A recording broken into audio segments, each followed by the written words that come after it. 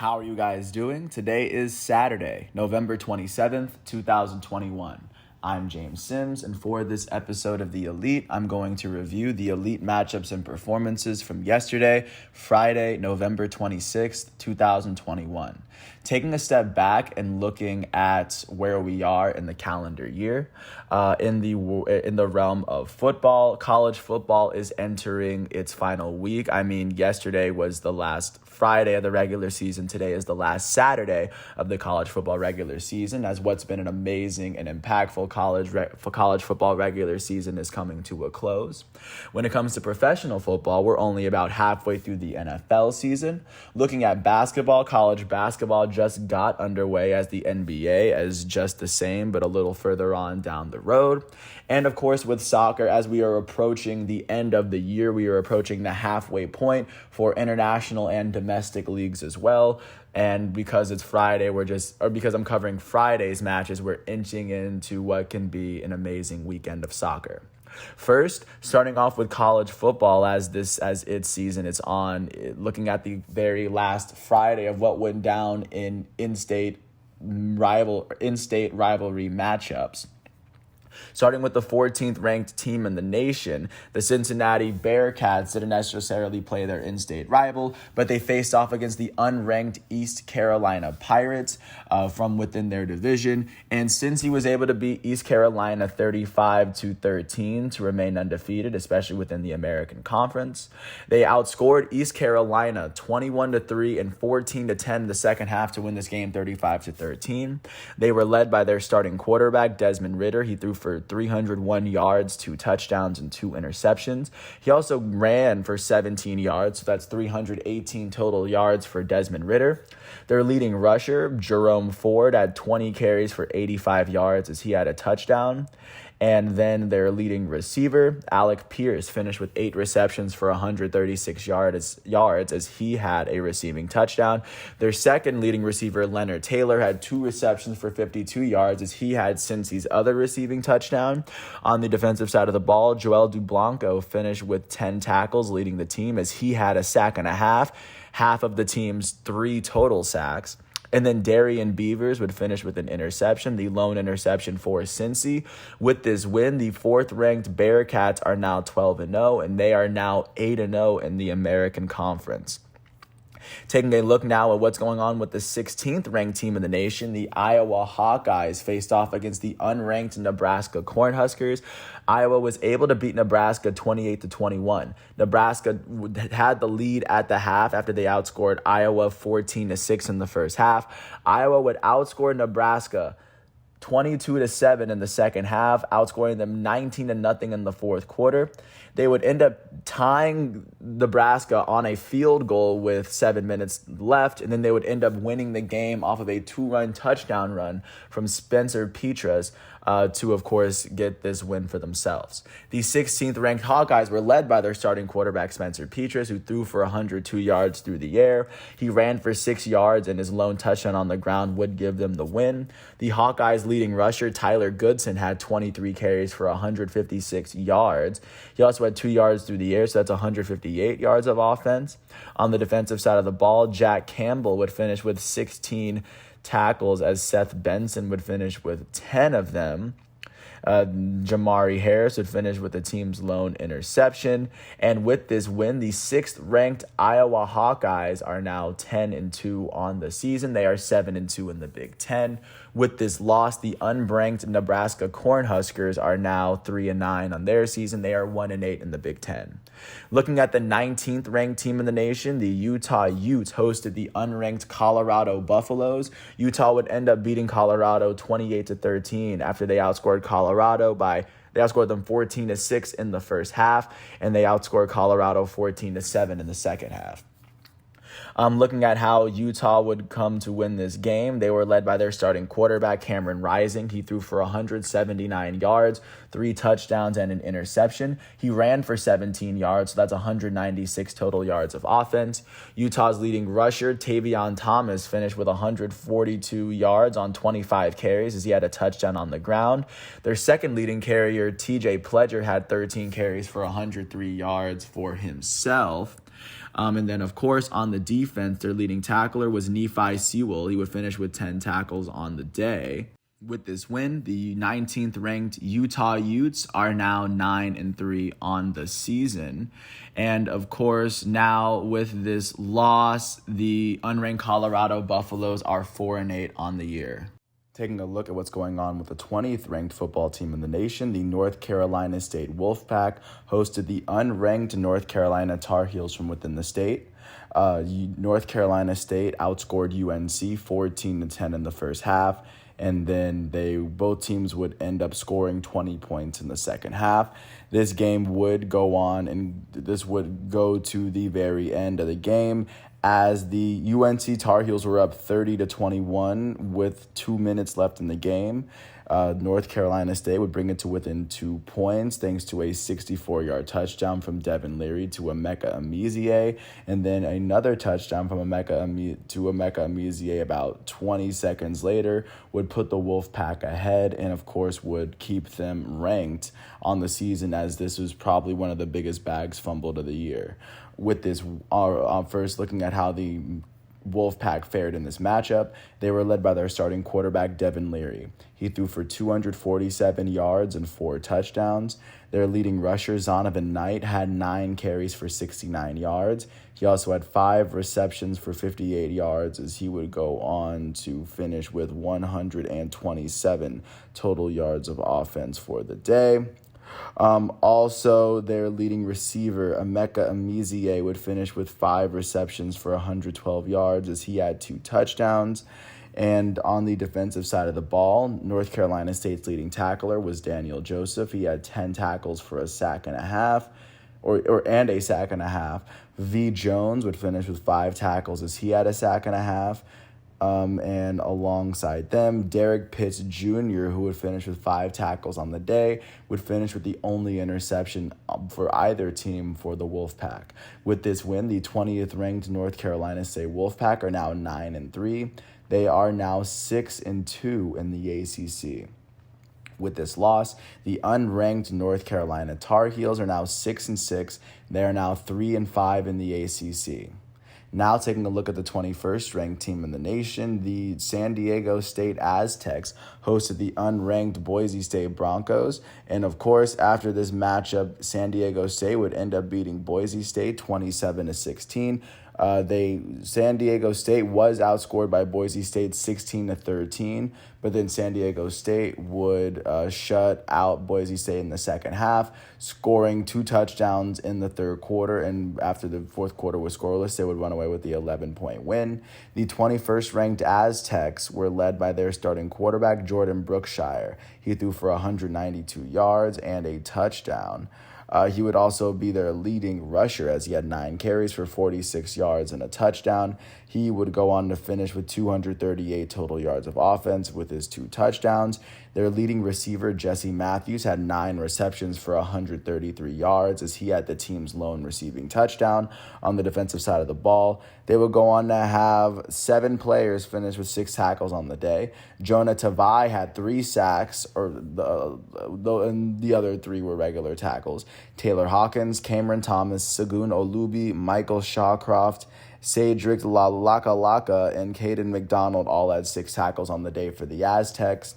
And then Patrick McMorris would finish with 2 interceptions on the day, as he had 5 tackles. And Dallas Branch would finish with the team's other. With this win, the 21st ranked Aztecs are 11-1 on the season. And with this win, they are 7-1 in the Mountain West.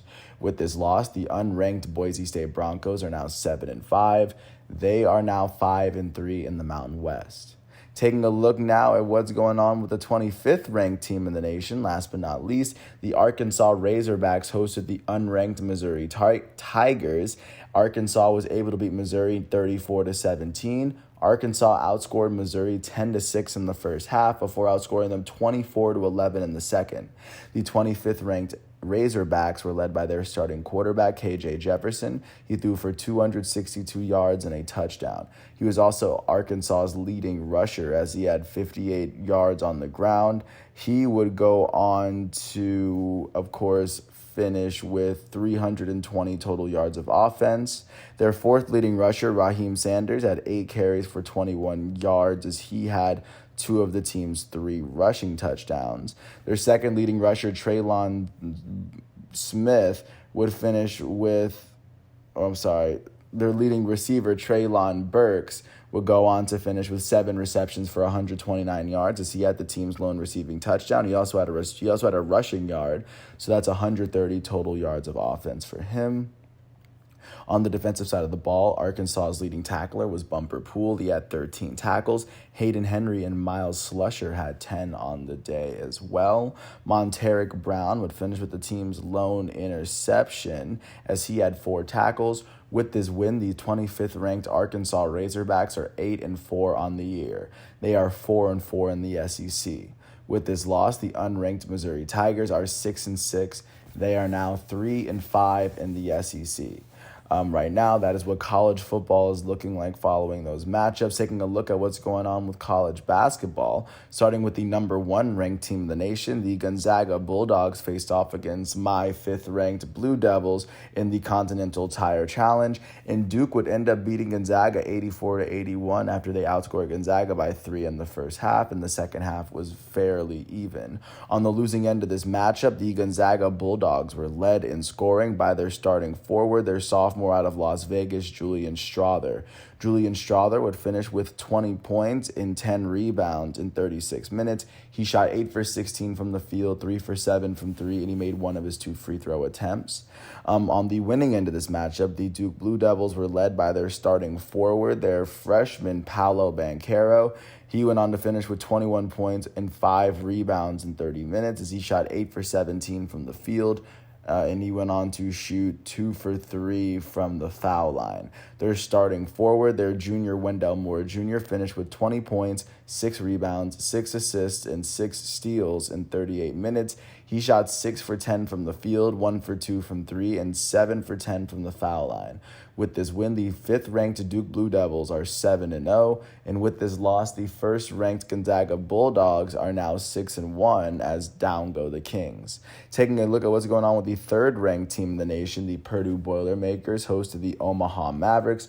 Purdue was able to beat Omaha 97-40. They won this game by 57 after they outscored Omaha by 35 in the first half and by 22 in the second half.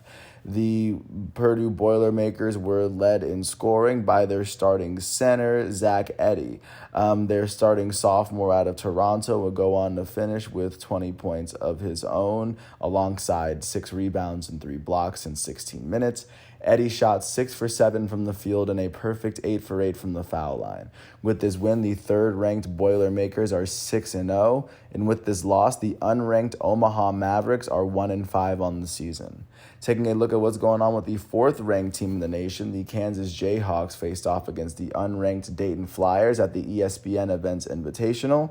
After Kansas took a 10-point lead at the half, Dayton would outscore Kentucky by 11 in the second half in order to win this game 74-73 off of a game-winning runner. On the losing end of this matchup, the 4th-ranked Kansas City Jayhawks were led in scoring by their starting guard, Ochai Agbaji. Agbaji would go on to finish with 21 points in 33 minutes as he shot 8 for 16 from the field. And on the winning end of this matchup, the Dayton Flyers were led in scoring by their starting forward, Deron Holmes II, their freshman out of Arizona. Holmes would go on to finish with 16 points and 2 blocks in 31 minutes. He shot 6 for 9 from the field, and with this win, the unranked Dayton Flyers are 3-3. With this loss, the 4th-ranked Kansas Jayhawks are 4-1. That's 2 teams within the top 4 losing. Taking a look at what's going on with the 6th-ranked team in the nation, the defending champs, the Baylor Bears, faced off against the unranked Michigan State Spartans at the Bad Boy Mowers Battle for Atlantis. Baylor was able to beat Michigan State 75-58. They won this game by 17 after they outscored Michigan State by 15 in the second half. The 2nd-ranked Bears were led in scoring by their starting guard, James Akinjo. Their senior out of Oakland, California, will go on to finish with 15 points, 5 assists, and 3 steals in 33 minutes. He shot 5 for 14 from the field and 4 for 5 from the foul line. And with this win, the 6th-ranked Baylor Bears are now 7-0. And with this loss, the unranked Michigan State Spartans are now 5-2. Taking a look at what's going on with the 9th-ranked team in the nation, the 9th-ranked Memphis Tigers faced off against the unranked Iowa State Cyclones at the UPSI NIT season tip-off. Iowa State would end up getting the better of 9th-ranked Memphis as Iowa State outscored Memphis by 5 in the first half and by 14 in the second half in order to win this game by 19. On the losing end of this matchup, the 9th-ranked Memphis Tigers were led in scoring by their elite starting forward, their freshman Imani Bates. He finished with 12 points and 3 blocks in 28 minutes as he shot 5 for 11 from the field, 2 for 3 from 3 as well. And on the winning end of this matchup, the Iowa Cyclones were led in scoring by their starting guard, Gabe Kalscheur. Their senior out of Minnesota would go on to finish with 30 points, 8 rebounds, and 5 steals in 37 minutes. He shot 10 for 18 from the field, 3 for 5 from 3. And with this win, the unranked Iowa Cyclones remained undefeated at 6-0. With this loss, the 9th-ranked Memphis Tigers are now 5-1 on the year. Taking a look now at what is going on with the 10th-ranked team of the nation, there's 2 of them actually starting, and they're both in the SEC. Starting with the football-dominant one, the Alabama Crimson Tide faced off against the unranked Drake Bulldogs at the ESPN Events Invitational.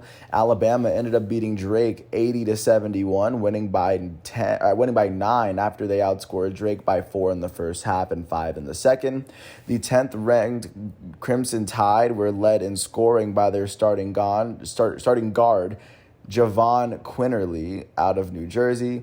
He would go on to finish with 18 points and 5 turnovers in 35 minutes. He shot 4 for 11 from the field, and he shot 8 for 11 from the foul line.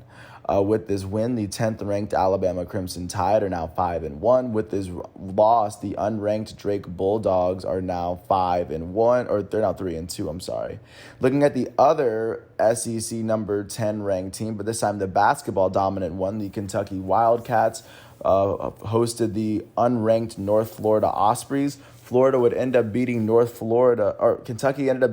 Florida 86-52, winning this game by 34 after they outscored North Florida by 14 in the first half and by 20 in the second. The Kentucky Wildcats were led in scoring by their starting forward, Ty Washington Jr., and their guard off the bench, Dante Allen, their sophomore out of Kentucky. In their starting lineup, Ty Washington finished with 14 points, 5 rebounds, and 4 steals in 35 minutes.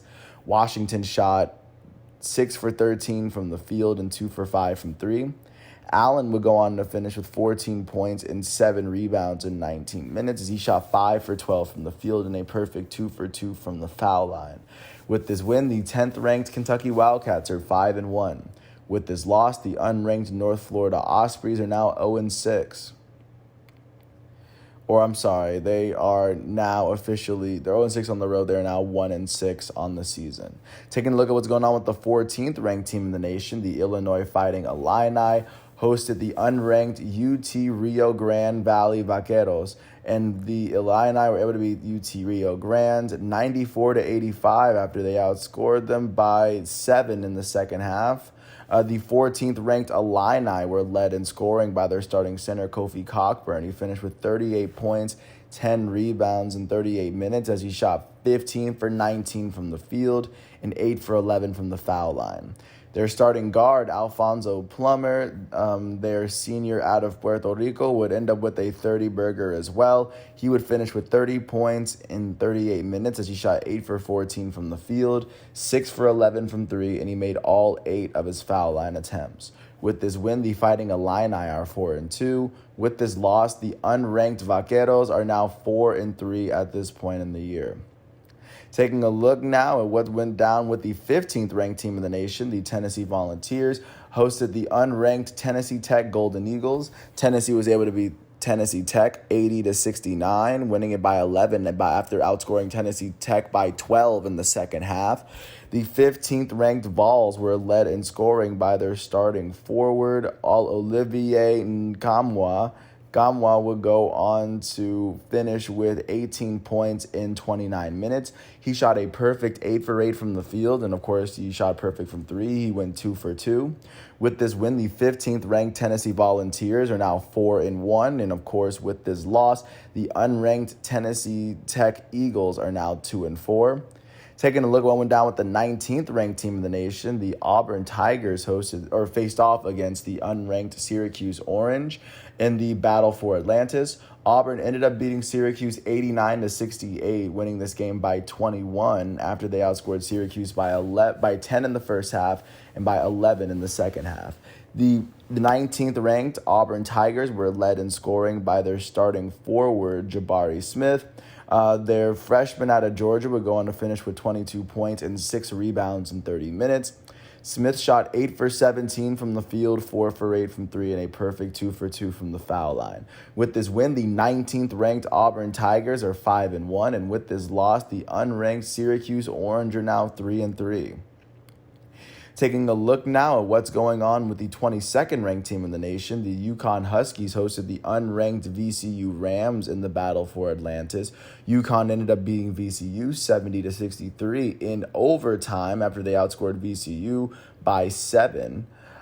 Both teams kept it pretty close the entire game. The 22nd ranked UConn Huskies were led in scoring by their starting guard, R.J. Cole. He finished with 26 points and 5 rebounds in 41 minutes. He shot 7 for 17 from the field and 9 for 10 from the foul line. With this win, the 22nd ranked UConn Huskies are now 6-1 on the year. With this loss, the unranked VCU Rams are now 3-4 at this point in the season.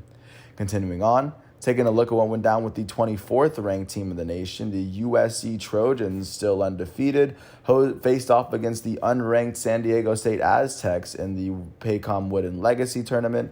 USC ended up beating San Diego State 58-43, winning this matchup by 15 after they outscored San Diego State by 7 in the first half and by 8 in the second.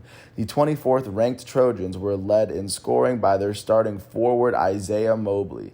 Their junior out of Murrieta, California, and Evan Mobley's brother would finish with 18 points and 12 rebounds as well as 2 blocks in 37 minutes. He shot 7 for 19 from the field, and with this win, the 24th ranked USC Trojans are 6-0. With this loss, the unranked San Diego State Aztecs are 4-2. And then, of course, last but not least, in the college basketball realm, looking at what's going on with the 25th ranked team in the nation, the Xavier Musketeers, faced off against the unranked Virginia Tech Hokies at the UPSI NIT season tip-off. Xavier ended up beating Virginia Tech by 1, winning at 59-48 as their 8-point deficit, as their first half, where they ended up with an 8-point deficit, was better than the Hokies. The 25th ranked Musketeers were led in scoring by their starting guard, Nate Johnson. He had over half the team's points. The senior from Miami would finish with 30 of the team's 59 points, alongside 2 steals and 3 rebounds in 40 minutes as he shot 10 for 14 from the field, 7 for 11 from 3, and he shot 3 for 4 from the foul line. With this win, the 25th ranked Xavier Musketeers are 5-1 on the year. With this loss, the unranked Virginia Tech Hokies are now 5-2. And of course, without there being any significant football from yesterday, taking a really quick look at what's going on, especially in the world of basketball following yesterday's matchups. Starting off in Staples Center, the Los Angeles Clippers hosted the Detroit Pistons. The Clippers would end up beating the Pistons 107-96. The Clippers would go on to outscore the Pistons by 24 in the first half, outscoring the Pistons by 12 in both the first and second quarters. On the losing end of this matchup, the Pistons were led in scoring by their starting small forward, Jeremy Grant. He finished with 20 points and 10 rebounds in 33 minutes. He shot 5 for 16 from the field and a perfect 9 for 9 from the foul line. The Los Angeles Clippers were led in scoring by their starting point guard, Reggie Jackson. He finished with 21 points in 34 minutes as he shot 8 for 19 from the field and a perfect 2 for 2 from the foul line. With this win, the Los Angeles Clippers are now 11-8, and with this loss, the Detroit Pistons are now 4-15. Taking a look at what went down in Charlotte, the Charlotte Hornets hosted the Minnesota Timberwolves. Charlotte ended up getting the best of the Timberwolves, winning this one 133 to 155. Charlotte outscored Minnesota by 14 points in the middle two quarters, which would be the difference. The Timberwolves will be led in scoring by their elite starting center, former number 1 overall pick, Karl Anthony Towns. He finished with 25 points, 7 rebounds, and 6 assists in 31 minutes. He shot 9 for 18 from the field, 1 for 3 from 3, and 6 for 7 from the foul line. Their elite starting point guard, former number 2 overall pick out of Ohio State, Deangelo Russell, finished with 18 points, 6 rebounds, and 5 assists in 28 minutes. He shot 8 for 15 from the field, 1 for 4 from 3, and 1 for 2 from the foul line. And, of course, on the winning end of this matchup, the Charlotte Hornets were led in scoring by their shooting guard off the bench out of Kansas, Kelly Oubre Jr. He finished with 27 points in 27 minutes. He shot 10 for 17 from the field and 7 for 13 from 3. The Hornets' elite starting point guard out of Chino Hills, LaMelo Ball, finished with 10 points, 6 rebounds, and 13 assists in 29 minutes. He shot 4 for 10 from the field, and he shot 2 for 3 from the foul line. With this win, the Charlotte Hornets are now 13-8, and with this loss, the Minnesota Timberwolves are now 9-10 at this point in the year. Taking a look at what was going down in New York, the Knicks hosted the Phoenix Suns. The Suns would end up beating the Knicks 118-97, winning this matchup by 21, after the Suns went on to outscore the Knicks by 13 in the first half, and then by an additional 8 in the second. They outscored the Knicks in every single quarter of this game. The Knicks were led in scoring by their elite starting point guard out of UConn, Kemba Walker. He finished with 17 points, 3 rebounds, and 2 assists in 23 minutes as he shot 5 for 11 from the field, 3 for 6 from 3, and a perfect 4 for 4 from the foul line. The Phoenix Suns were led in scoring by their elite starting shooting guard, Devin Booker. He finished with 32 points and 3 assists in 35 minutes as he shot 14 for 27 from the field and 4 for 9 from 3. And, of course, their elite starting point guard, Chris Paul, would finish with 14 points, 4 rebounds, and 10 assists in 30 minutes. As he went on to shoot 3 for 6 from the field, he made his only three-pointer on the day, and he shot 7 for 9 from the foul line. With this win, the Phoenix Suns are now 16-3. With this loss, the New York Knicks are now 10-9 on the season. Of course, following that matchup, taking a look at what is, of course, going on in Orlando. The Magic hosted the Chicago Bulls. The Bulls were able to beat the Magic 123-88, winning this matchup by 35 points after the Bulls outscored the Magic by a combined 26 points in the second half. The Magic were led in scoring by their starting center out of Duke, Wendell Carter Jr. He finished with 26 points, 10 rebounds, and 2 blocks in 30 minutes. He shot 8 for 15 from the field and 8 for 10 from the foul line. With this, on the winning end of this matchup, the Chicago Bulls were led in scoring by their starting small forward out of USC, DeMar DeRozan. He finished with 23 points and 5 rebounds in 28 minutes as the former Toronto Raptors shot 7 for 16 from the field, a perfect 3 for 3 from 3, and a perfect 6 for 6 from the foul line. Their starting shooting guard out of UCLA, former All-Star Zach LaVine, finished with 21 points and 5 assists in 29 minutes. LaVine shot 8 for 14 from the field, 3 for 7 from 3, and he would go on to shoot a perfect 2 for 2 from the foul line. Off the bench, their point guard Kobe White out of UNC would finish with 20 points in 24 minutes as he shot 9 for 11 from the field and 2 for 4 from 3. With this win, the Chicago Bulls are now 13-7. With this loss, the Orlando Magic are now 4-16 on the season.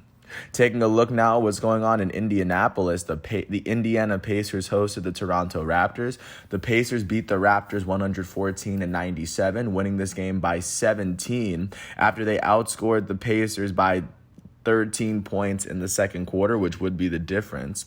On the losing end of this matchup, the Raptors were led in scoring by their starting shooting guard, Fred VanVleet. He finished with 26 points and 5 rebounds in 38 minutes as he shot 10 for 21 from the field, 4 for 10 from 3, and he shot 2 for 3 from the foul line. The Raptors' elite starting power forward, Pascal Siakam, finished with 17 points, 12 rebounds, and 4 assists in 37 minutes as he shot 7 for 17 from the field, 1 for 4 from 3, and 2 for 3 from the foul line. On the winning end of this matchup, the Pacers were led in scoring by their starting power forward, former All-Star Domantas Sabonis. He finished with 23 points and 18 rebounds in 36 minutes. He shot 8 for 15 from the field, and he shot 6 for 7 from the foul line on the day. With this win, the Indiana Pacers are now 9-12, and with this loss, the the Toronto Raptors are now 9-12. Taking a look now what's going on in Memphis, the Grizzlies hosted the Atlanta Hawks. The Hawks would end up beating the Grizzlies 132-100, winning this game, of course, by 32 after they outscored the Memphis Grizzlies by 14 in the first half. And then they would go on to outscore the Grizzlies by 25 points in the third quarter alone. The Grizzlies on the losing end were led in scoring by their shooting guard off the bench, John Konchar out of Purdue.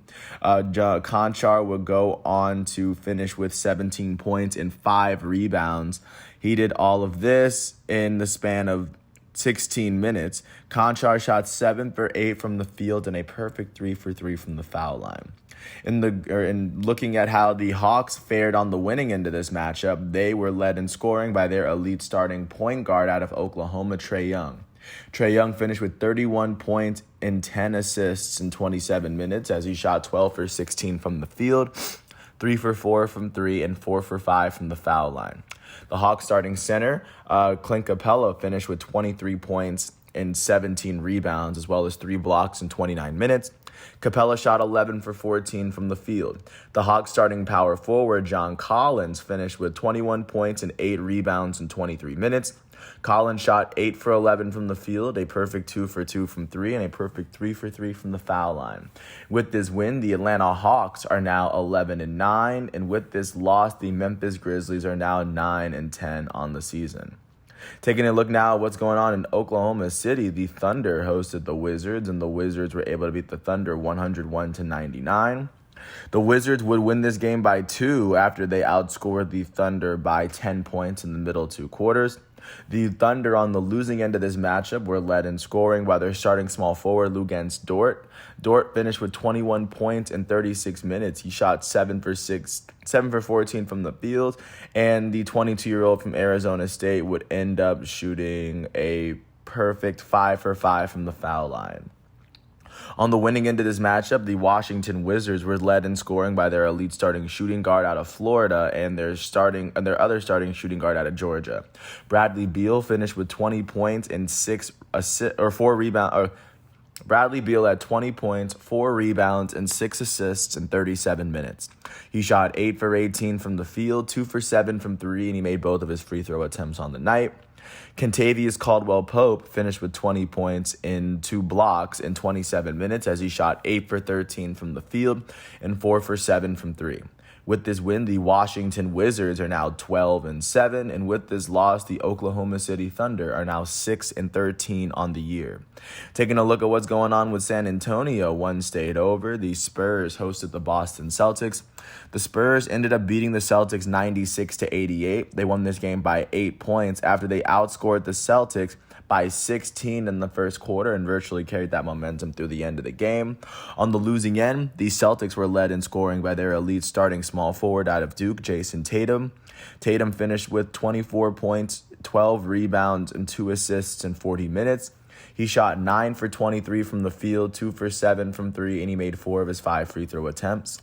The Spurs on the winning end were led in scoring by their starting point guard, DeJounte Murray. The starting point guard out of Washington would go on to finish with 29 points, 11 rebounds, 6 assists, and 3 steals.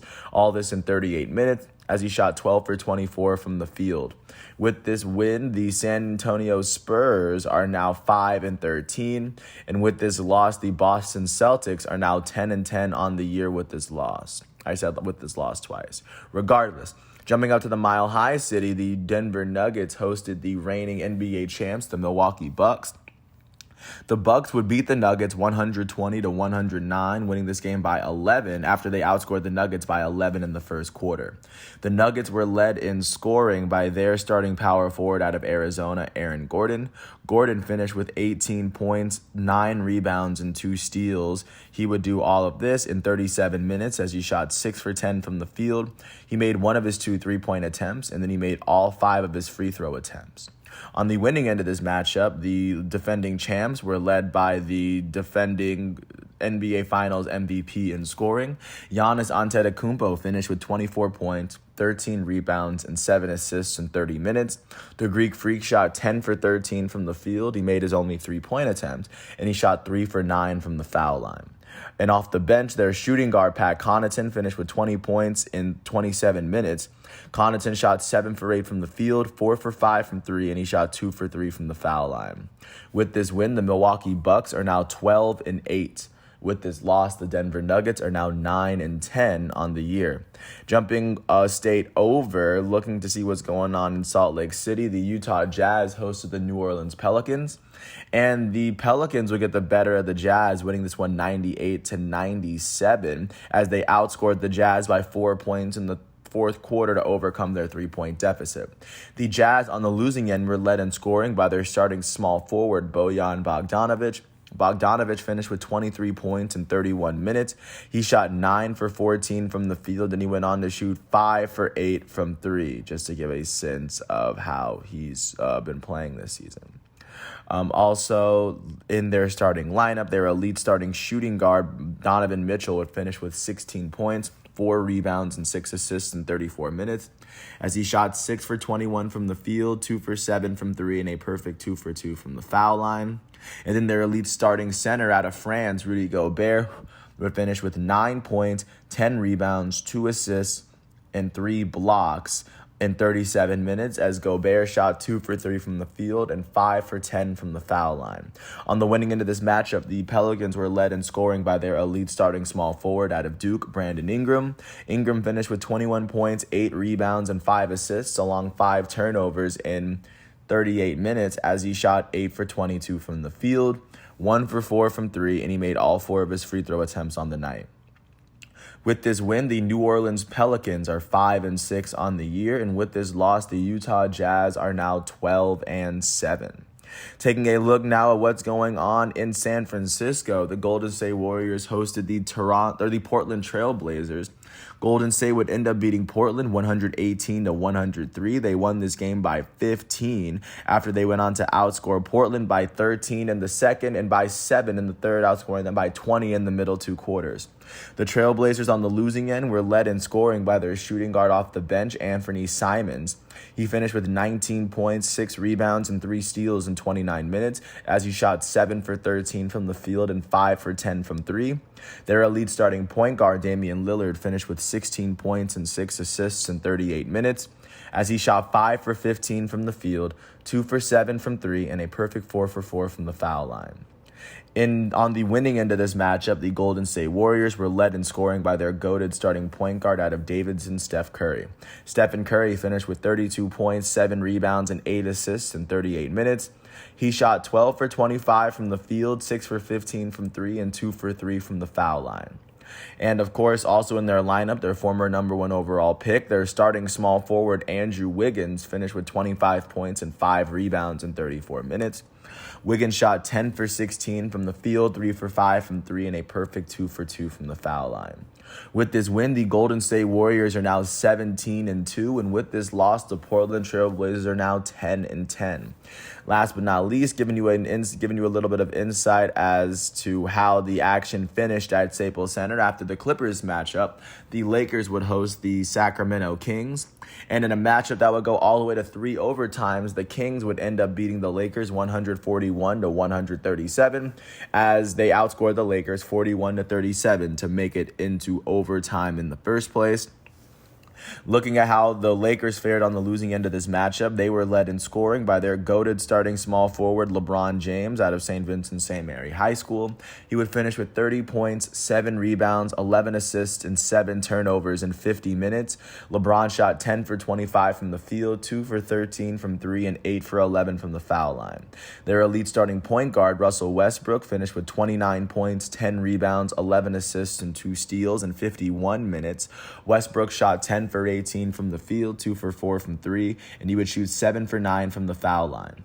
The Lakers' elite starting power forward, Anthony Davis, would finish with 23 points, 8 rebounds, 4 assists, 3 steals, and 4 blocks in 49 minutes. AD shot 9 for 22 from the field and 5 for 8 from the foul line.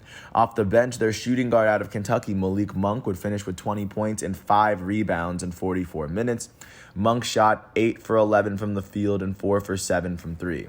In the Kings starting lineup, in the Kings match on the Kings side of things, on the winning end, they were led in scoring by their starting point guard, De'Aaron Fox. Fox finished with 34 points, 6 rebounds, and 8 assists in 53 minutes. Fox shot 15 for 32 from the field, and he would shoot 2 for 7 from 3, as well as a perfect 2 for 2 from the foul line. Off the bench, their shooting guard, Buddy Hield, would finish with 25 points, 6 assists, and 2 steals in 40 minutes. Hield shot 8 for 21 from the field, and he shot 6 for 7 from the foul line. With this win, the Sacramento Kings are now 8-12, and with this loss, the Los Angeles Lakers are now 10-11, sitting below 521 games into the season. And then, of course, looking out to soccer, there were no big games that really shaped the tables, but of course, there are big games today that are going to happen that will. And of course, with that said, first off, I want to thank the ESPN, the NCAA, FIFA, NFL, and NBA websites for giving me all the facts and figures that I needed in order to do this episode. And of course, I want to thank everyone listening. I do hope all is well. And like I said, once everything is done today, I'll catch you tomorrow. But until then, thanks for listening to this piece. I hope all is well, and peace out. I'll catch you with more tomorrow.